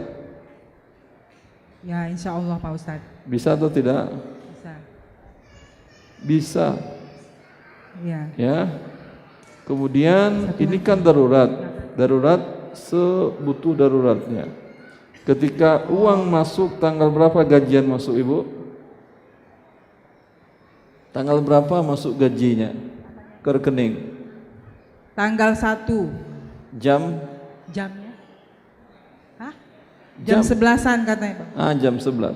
Tanggal 1, setiap tanggal 1 jam 11 lewat 2 detik Anda wajib cek rekening Anda riba tadi, langsung transferkan juga ke rekening Anda yang tidak ada pertambahan di bank syariah, atau tarik tunai, semuanya habisin. Karena sekarang sudah tidak ada daruratnya lagi. Tadi darurat kan kalau tidak Anda buka, Anda tidak terima gaji, kan darurat kan ya. Sekarang gaji sudah masuk, masih ada darurat, tidak ada darurat lagi. Ya. Satu lagi Pak Ustadz. Kalau semua kaum muslimin dan kaum muslimat di Indonesia melakukan seperti ini, bisa dipastikan tanggal 2-nya bank riba tutup. Udah nggak ada uangnya lagi. Apain dia bikin bank lagi? Ya. Ya, silakan satu lagi Pak Ustadz, bagaimana status penghasilan yang dikumpulkan dari hasil penghasilan dari pekerjaan riba sebelumnya?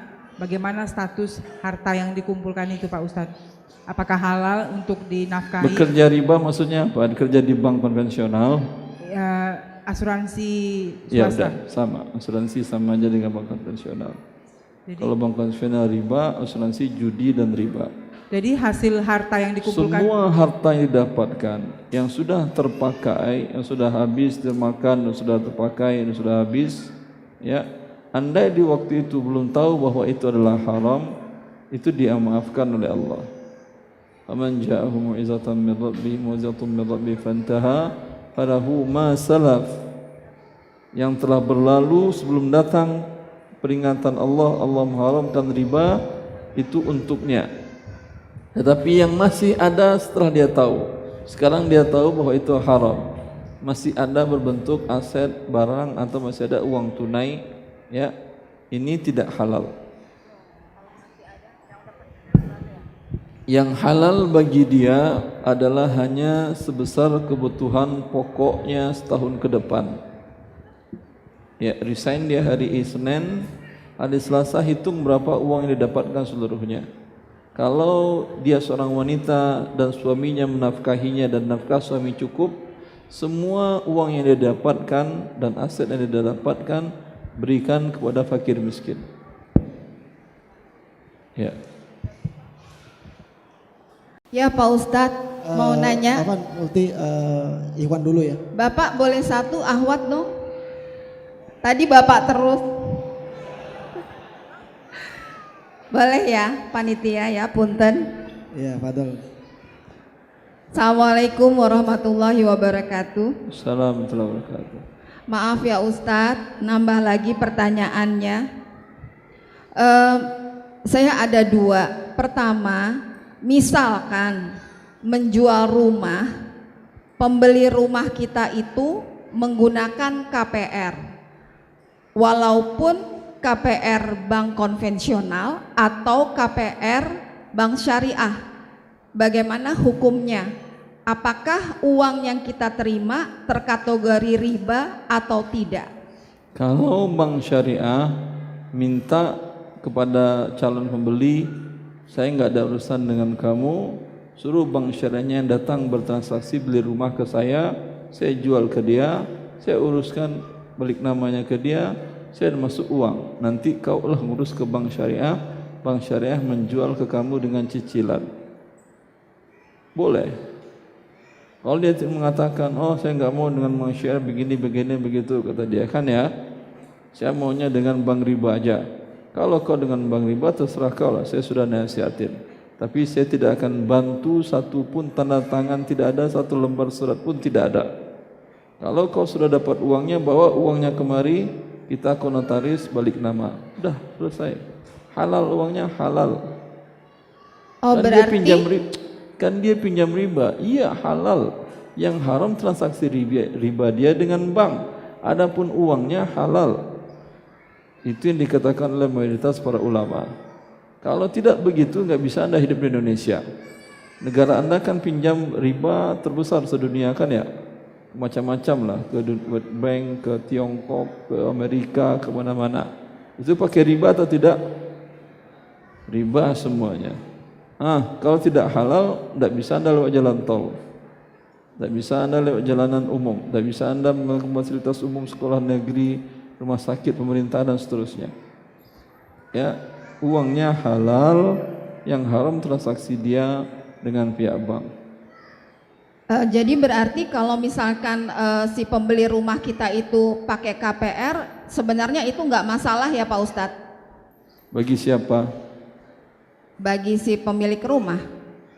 Dengan syarat dia tidak bantu walau secari kertas. Tapi kan biasanya kalau misalkan si pembeli rumah dengan KPR itu pasti ada formulir-formulir yang harus ditandatanganin gitu Ustadz, gimana? Jangan mau. Kalau Anda tanda tanganin, ikut Anda yang dilaknat. Oh iya Ustadz, terima kasih. Ya. Yang kedua mengenai transaksi saham Ustadz. Jadi sekarang kan ada tuh penawaran di TV ya, kita pakai aplikasi yang memudahkan untuk ibu-ibu rumah tangga. Nah itu untuk menambah penghasilan. Kalau sistemnya seperti itu, kita beli aplikasinya, terus kita pakai di rumah untuk mencari tambahan penghasilan lewat transaksi saham itu, hukumnya gimana Ustadz? Oh, kalau halal memang betul Anda menambah penghasilan. Tapi kalau haram, Anda ikut menghancurkan rumah tangga Anda sendiri. Allah mengatakan yamhaqullahu riba. Allah hancurkan riba. Berarti Anda bukan menambah penghasilan rumah tangga, menghancurkan rumah tangga. Ya. Banyak ikhwan-ikhwan kaum muslimin yang terlanjur dalam riba, umumnya mereka mengatakan, saya gaji saya besar Ustaz di bank itu, manajer kredit di bank X, di atas 40 juta gaji bulanan saya, tapi habis semuanya buat berobat anak. Kalau enggak anak yang sakit, kalau enggak pertama, kalau enggak anak yang kedua ke rumah sakit, kalau enggak istri, kalau enggak saya, pokoknya enggak ada. Saya sudah 20 tahun di bank itu, rumah pun saya enggak punya. Itu baru fisik Anda, belum lagi rohani dan jiwa Anda dengan berbuat riba tadi. Ya. Bagaimana syarat untuk mengetahui sebuah saham perusahaan halal Anda beli? Yang penting Anda lihat laporan keuangan perusahaan tadi, tidak ada dalam laporan keuangannya pinjaman uang riba ke bank. Ada enggak kira-kira perusahaan yang tidak pinjam uang bank? Yang perusahaannya masuk ke IPO, ada Ibu? Kalau detailnya kan kita nggak tahu Ustadz, jadi apa yang nggak tahu? Bisa Anda baca laporan keuangannya? Tidak bisa baca? Oh enggak, maksudnya kalau tidak bisa baca, saya bacakan ke Anda. Umumnya perusahaan itu pinjam kredit permodalannya ke bank riba. Kalau Anda beli sahamnya berarti Anda ikut berbuat riba. Tidak ada pun nol laporan kreditnya, laporan keuangannya pinjaman riba. Bila ada di akta pendiriannya bahwa perusahaan dibolehkan melakukan pinjaman ke bank konvensional bila terjadi kekurangan cash flow, bila itu ada berarti Anda setuju riba dan Anda beli saham perusahaannya, ini sudah berdosa. Ini sudah menyetujui riba. Allah mengharamkan riba, Anda menyetujui riba. Maka perbuatan ini bukan menambah penghasilan rumah tangga, mempercepat kehancuran rumah tangga Anda. Jangan sesekali berani. Baik Ustadz, terima kasih. Allah barik fiik. Ya, Ikhwan silakan. Assalamualaikum warahmatullahi wabarakatuh. Assalamualaikum warahmatullahi wabarakatuh. Ustaz, saya kan bergerak di bidang online shop nih. Kenapa? Lebih dekat Mas. Saya punya online shop, Tat. Punya? Online shop. Online shop. Ya. Nah, kebetulan saya kan baru buka apa ya?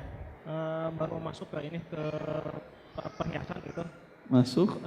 Buka perhiasan, PO perhiasan. Bisa boleh? Cabut aja mic-nya, pegang. Ya. Nah, saya kan sekarang tuh lagi buka online shop jual apa? Jual perhiasan, Tat. Emas perak. Perak. Perak aja. Perak. Perak aja. Tidak boleh dengan online. Nah, satu lagi Tat. Sepakat ulama dunia ini. Okay. Tahun 2001 organisasi konferensi Islam Muktamar Fikihnya memfatwakan bahwa komoditas riba emas dan perak tidak bisa diperjualbelikan online. Oke. Nah, saat ini saya sebenarnya nggak tahu ini hitungannya diakalin apa gimana ya? Apa? Saya tuh sempat saya akalin gini, Tat. Jadi misalkan ada yang pesan ke saya satu cincin perak. Satu? Cincin perak, misalkan.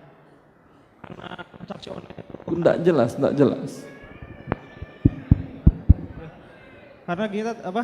Kan ngomongnya pelan-pelan. Kalau saya ngomong jelas nggak saya ngomongnya?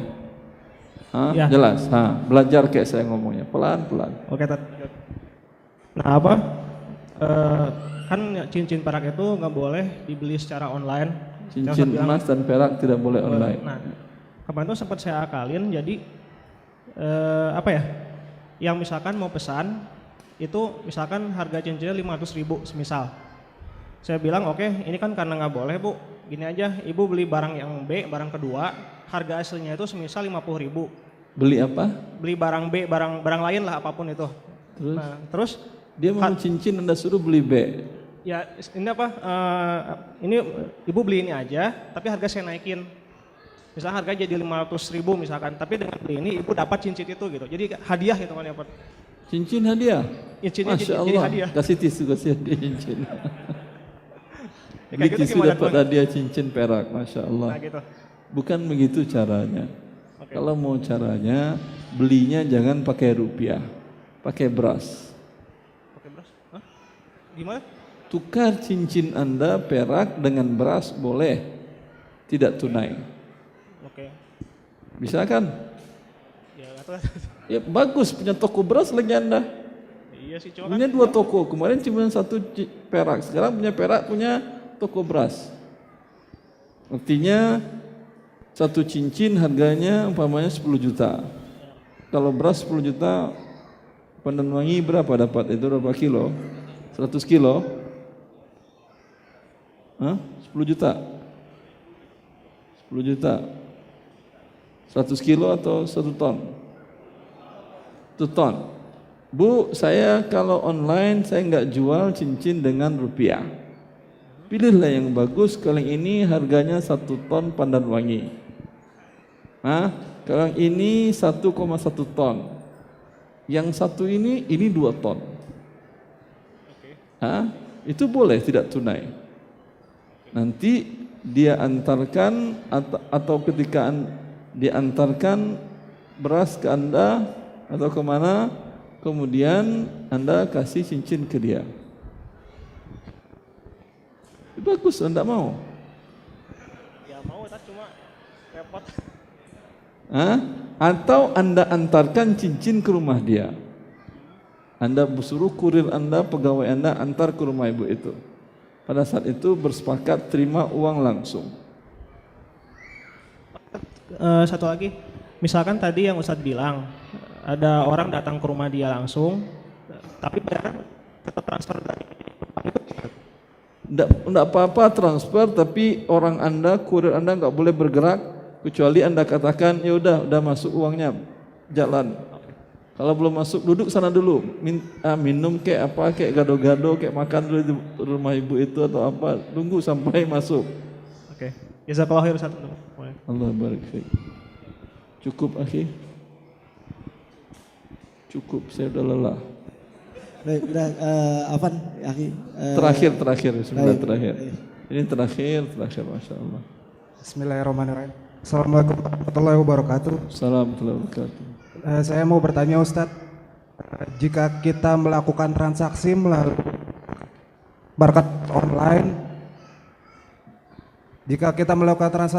marketplace online, lalu kita memasukkan sebuah kode voucher, sebuah kode dari marketplace itu, dan kita mendapatkan cashback berupa poin, yang poin itu dari salah satu e-wallet.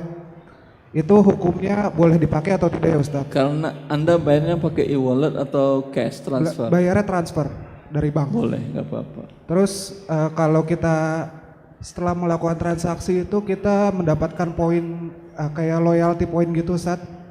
Poinnya itu bisa ditukar ke voucher. Anda yang jelas bayarnya pakai transfer kan ya? Iya, uang cash bukan pakai e-wallet kan ya? Bukan. Boleh.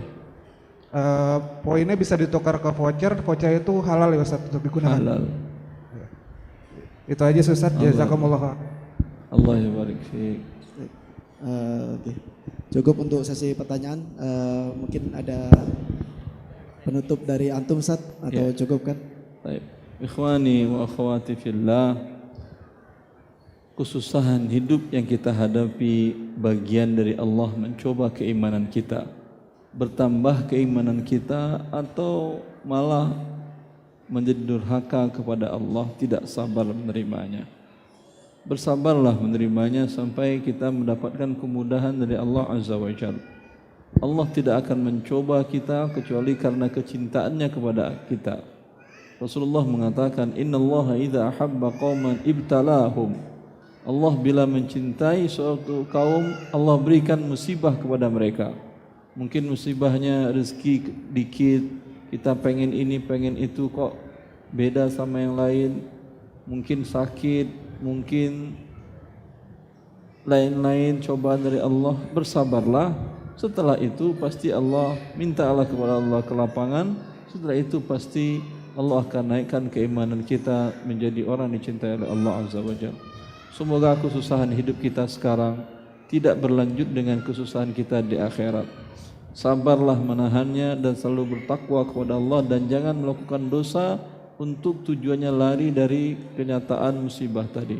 Hadapi musibah dengan baik dan pasti Allah berikan hadiah yang manis untuk kita di dunia dan akhirat. Semoga Allah mengumpulkan kita semua dalam jannahnya, fi maq'adi sidqin inda malikin muqtadir, di tempat sisi Allah yang Maha Mulia yang menguasai segala-galanya. Subhanakallahumma bihamdika asyhadu an la ilaha illa anta astaghfiruka wa atubu ilaik. Assalamualaikum warahmatullahi wabarakatuh.